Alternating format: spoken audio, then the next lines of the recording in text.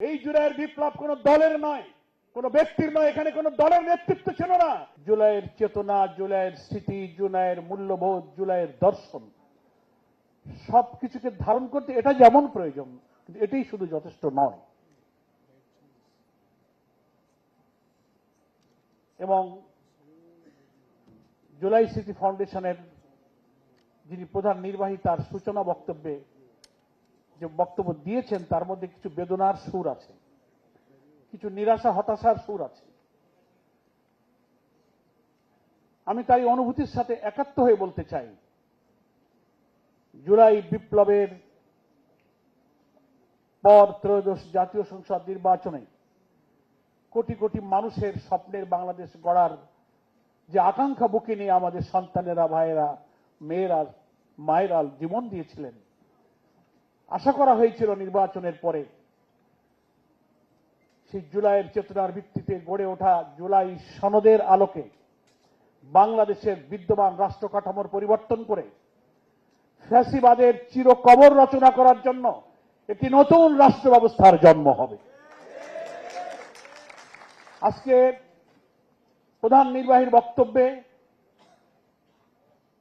যিনি কোরআন তেলাওয়াত করে দোয়া করলেন, আল্লাহর কাছে আকুতি জানালেন, তারও দোয়ার মধ্যেই সেই সুর প্রতিধ্বনিত হয়েছে যে আমাদের জুলাইয়ের আন্দোলন, আত্মত্যাগ কি বৃথা যেতে বসেছে? গোটা দেশবাসীর কাছে আমি আহ্বান জানাবো, আমাদের সময় শেষ হয়ে যায়নি। আমাদেরকে জুলাইয়ের চেতনা, জুলাইয়ের শিক্ষাকে ধারণ করার জন্য এই ফাউন্ডেশনের অডিও ভিজুয়াল প্রকাশনাই আমাদের এনাফ নয়। আমাদের জাতিসংঘের হিসাব আর অন্যান্য হিসাব কিছু পার্থক্য থাকলেও আমি বলবো সহস্রাধিক শহীদের রক্ত, 30 থেকে 40,000 আহত, পঙ্গু, ক্ষতবিক্ষত, রক্তাক্ত চিহ্ন নিয়ে যারা এখনো অশ্রুসিক্ত হচ্ছেন, তাদের সেই স্বপ্নের বাংলাদেশ গড়ার জন্য রাষ্ট্র ব্যবস্থার সাংবিধানিক, judiciary, every sector of our state যে পরিবর্তনের স্বপ্নে জাতি দেখেছিল, আমরা যে পথে যাত্রা শুরু করেছি, মনে হয় না যে আমরা সে জায়গায় পৌঁছাতে পারবো যদি আমাদের এই জুলাইয়ের চেতনার একটা পলিটিক্যাল কমিটমেন্ট, যারা আমরা জাতির কাছে প্রতিশ্রুতিবদ্ধ ছিলাম। জুলাই পরিবর্তনের অনেক পরে সে জাতীয় নির্বাচন হয়েছে। আমরা ঐক্যমত্য কমিশনে 9 মাস 72টি বৈঠক করে 84টি বিষয়ে সংবিধান সংস্কারের যে একটা ন্যাশনাল কনসেনসাস তৈরি করেছিলাম, আজকে পার্লামেন্টে যাওয়ার সুযোগ পেয়ে আমরা তা ভুলতে বসেছি। গুরুত্বপূর্ণ সাংবিধানিক পরিবর্তনে আমাদের মধ্যে ভিন্ন মত তৈরি হয়েছে। আপনারা হয়তো নিশ্চয় অবজার্ভ করেন, পার্লামেন্ট সেশনের মধ্যে এই রক্ত দিয়ে জুলাইয়ের বেনিফিশিয়ারি যে পার্লামেন্ট, সেখানেও একজন পার্লামেন্ট মেম্বার দাঁড়িয়ে বলেছেন এই পার্লামেন্টে জুলাইয়ের এত আননেসেসারি বক্তব্যের কোনো প্রয়োজন নাই। জুলাই নিয়ে এত আননেসেসারি কথা বলার কি প্রয়োজন? That was recorded. সেজন্য আমি দীর্ঘ বক্তব্য রাখবো না। গানে গানে, শিল্পে, সাহিত্যে, সংস্কৃতিতে, অডিও ভিজুয়াল নানান প্রকাশনার মধ্য দিয়ে আসুন জুলাইয়ের চেতনা যেমন ধরে রাখি, কিন্তু জুলাইয়ের যে স্বপ্ন, আমরা চলে যাব আমাদের ভবিষ্যৎ প্রজন্মের, আমাদের সন্তানদের জন্য একটি বৈষম্যহীন মানবিক বাংলাদেশ রেখে দেওয়ার জন্য, আমাদের যে সন্তানেরা জীবন দিল, সেই স্বপ্ন পূরণের জন্য আমাদেরকে একটা পলিটিক্যাল কনসেনসাস প্রয়োজন, জাতীয় ঐক্য প্রয়োজন। আমরা যেন নিজেরাই আবার সংখ্যাগরিষ্ঠতার ক্ষমতা পেয়ে জাতিকে বিভক্ত করে জুলাইয়ের রক্তের সাথে বেইমানি না করি, এটাই হোক আজকের প্রকাশন অনুষ্ঠানে দৃঢ় অঙ্গীকার।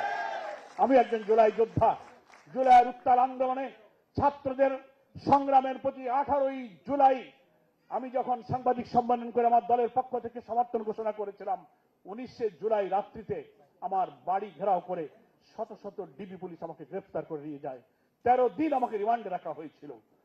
স্বৈরাচারী ফ্যাসিবাদের দোসর সে হাসিনা যেদিন দেশ থেকে পালিয়ে গেল, তারপর আমি মুক্তি পেয়েছি।